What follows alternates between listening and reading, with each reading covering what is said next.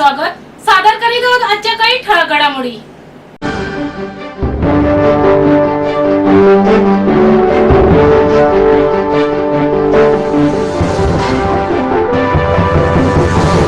ठाण्यातील प्रतिष्ठित बांधकाम व्यावसायिकांच्या वतीने MCHI क्रेडाईतर्फे आयोजित गृह प्रदर्शनाची आज शानदार सुरुवात झाली.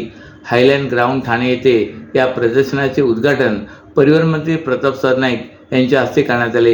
यावेळी ठाण्याचे जिल्हाधिकारी अशोक शिंगारे, ठाणे महापालिका आयुक्त सौरभ राव, MCHIचे माजी अध्यक्ष अजय आशर, MCHIचे अध्यक्ष जितेंद्र मेहता यांची उपस्थिती होती. 4 दिवस चालणाऱ्या या गृह प्रदर्शनामध्ये विविध बांधकाम व्यावसायिकांनी आपल्या नवीन प्रकल्पाचे प्रदर्शन मांडले आहे.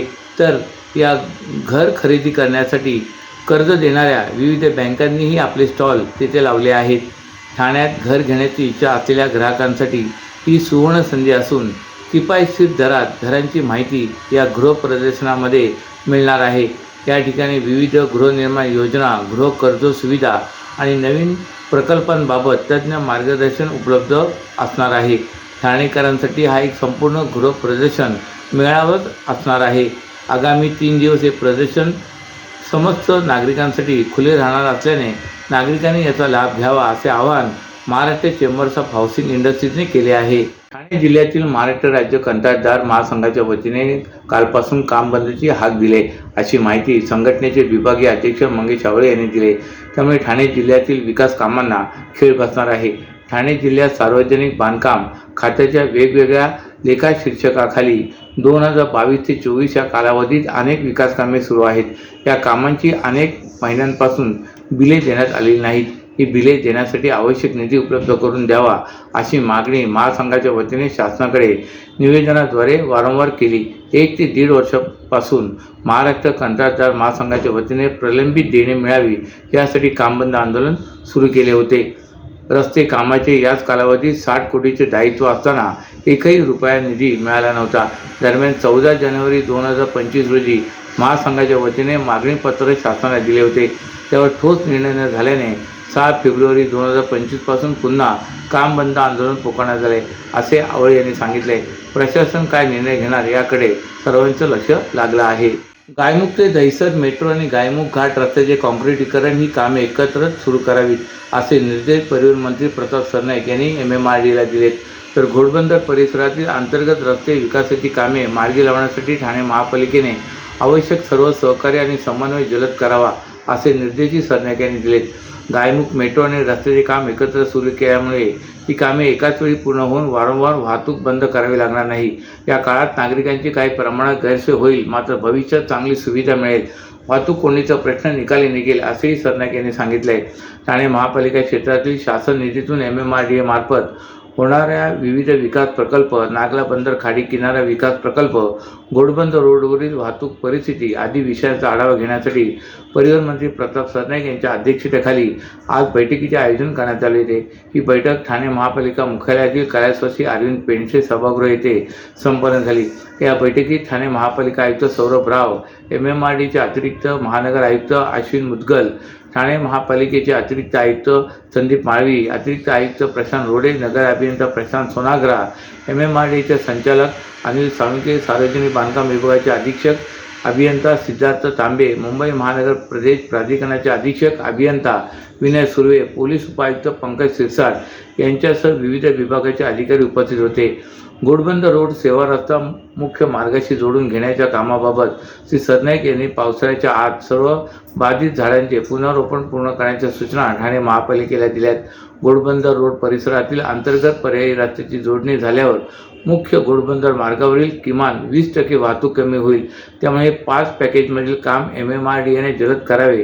त्यासाठी भूसंपादन किंवा इतर आवश्यक सहकार्य ठाणे महापालिकेच्या शहर विकास विभागाने समन्वय साधून तातडीने करून द्यावे असे निर्देशही सरनाईक यांनी दिले.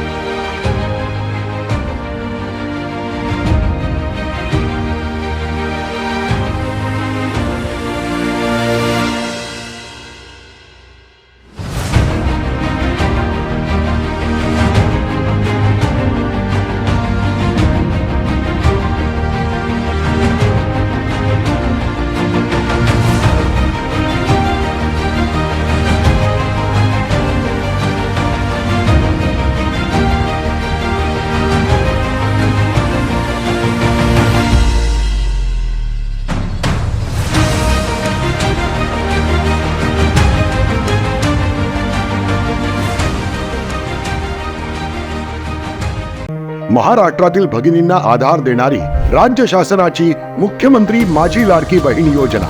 या योजनेअंतर्गत अल्प उत्पन्न गटातील 21 ते 65 वयोगटाच्या भगिनींना मिळणार दरमहा 1500 रुपयांची मदत। अर्ज करण्यासाठी 31 ऑगस्ट 2024 पर्यंत मुदतवाढ। कुटुंबाचं वार्षिक उत्पन्न 2.5 लाख रुपयांपेक्षा कमी असलेल्या महिला पात्र। कुटुंबाकडे पिवळं किंवा केशरी रेशन कार्ड असल्यास उत्पन्नाचा दाखला आवश्यक नाही। पांढरं रेशन कार्ड असेल किंवा रेशन कार्ड नसेल तर कुटुंबाचं वार्षिक उत्पन्न 2.5 लाखांपेक्षा कमी असल्याचा दाखला आवश्यक। योजनेसाठीचा ऑनलाईन अर्ज नारी शक्ती दूत ॲप वरून किंवा पोर्टलवर भरता येईल। ज्या भगिनींना ऑनलाईन अर्ज भरता येत नसेल त्यांच्यासाठी अंगणवाडी, ग्रामपंचायत, वॉर्ड ऑफिस, सेतू सुविधा केंद्रामध्ये किंवा आशाताई बचत गटाच्या CRP यांची मदत उपलब्ध। आता आपल्याला अभिमानानं म्हणता येईल, सुखी आणि सुरक्षित आहे माझी लाडकी बहीण। वागळे इस्टेट परिसरातील किसननगर भागात एका इमारतीच्या पहिल्या मजल्यावरील खिडकीच्या छतावर एका बाळाचा मृतदेह आढळल्याचा प्रकार काल उघडकीस आलाय। या प्रकरणाची नोंद श्रीनगर पोलीस ठाण्यात करण्यात आली असून पोलिसांनी अज्ञात व्यक्तीविरोधात गुन्हा दाखल केला आहे। किसननगर परिसरात एक इमारत आहे। या इमारतीच्या पहिल्या मजल्यावरील एका रूमच्या खिडकीवर 2 ते 3 दिवसाचे बाळ मृत अवस्थेत पडल्याचे इमारतीच्या रहिवाशांना आढळून आले। त्यांनी या घटनेची माहिती श्रीनगर पोलीस ठाण्यात दिली। माहिती मिळताच श्रीनगर पोलीस घटनास्थळी दाखल झाले। त्यांनी बाळाचा मृतदेह ताब्यात घेतला व बाळाच्या शरीरावर कोणत्याही जखमा दिसून आल्या नसून हा मृतदेह शवविच्छेदनासाठी रुग्णालयात पाठवण्यात आला आहे अशी माहिती पोलिसांकडून देण्यात आली। तसेच पोलिसांनी इमारतीत तसेच आजूबाजूच्या परिसरात कोणती महिला गरोदर होती का याची चौकशी सुरू केली। आसपासच्या दवाखान्यात आणि रुग्णालयात या संदर्भात विचारणा केली जात आहे। या बाळाची कोणीतरी जाणून बुजून हत्या केली असल्याचा अंदाज पोलिसांकडून व्यक्त करण्यात आला आहे। पोलिसांनी अज्ञात व्यक्तीविरोधात गुन्हा दाखल केला आहे। अक्षय शिंदे खटल्यादरम्यान अक्षय शिंदे यांच्या आई वडिलांवर प्रचंड दबाव टाकण्यात आला होता। अखेरीस त्या गरीब मायबापाने आपल्या मुलाच्या मृत्यूचे ओझे हृदयावर असताना देखील घाबरून ही केस मागे घेतली असा दावा राष्ट्रवादी शरद पवार गट पक्षाचे आमदार जितेंद्र आव्हाड यांनी समाज माध्यमांवरील पोस्टद्वारे केली आहे। कायदा इतका पायदळी तोडू नका असे सांगत अक्षय शिंदेचे भूत तुमच्या मानगुटीवर बसणारे नक्की अशी प्रतिक्रिया त्यांनी व्यक्त केली। आपल्याला यापुढे खटला लढायचा नसून प्रकरण बंद करावे अशी विनंती बदलापूर लैंगिक अत्याचार प्रकरणातील प्रमुख आरोपी अक्षय शिंदेच्या आईवडिलांनी मुंबई उच्च न्यायालयात केले। त्यावर आता वेगवेगळ्या प्रतिक्रिया उमटत असून अशाच प्रकारे राष्ट्रवादी शरद पवार गट पक्षाचे आमदार जितेंद्र आव्हाड यांनी समाज माध्यमांवर याबाबत आपली प्रतिक्रिया व्यक्त केली। अक्षय शिंदेच्या आईवडिलांनी हा खटला आम्हाला आता लढायचा नाही असे न्यायालयापुढे सांगितले। उच्च न्यायालयाने स्वतःहून या केसमध्ये लक्ष घातले आहे। ही चकमक खोटे असल्याचे न्यायालयाने पहिल्या दिवसापासूनच सूचित केले होते।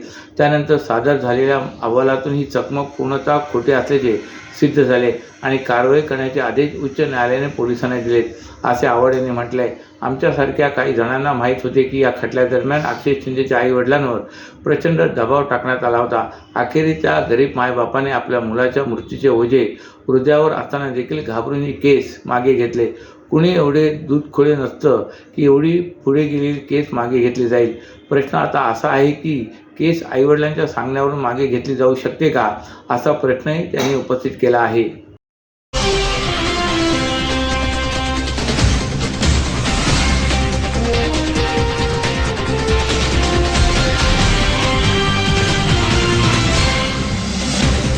तर या होत्या आजच्या काही ठळक घडामोडी। तर पुन्हा भेटू याच वेळी याच ठिकाणी। ठाणे दर्पण या वृत्तवाहिनीचे प्रसारण YouTube वर पाहायला विसरू नका।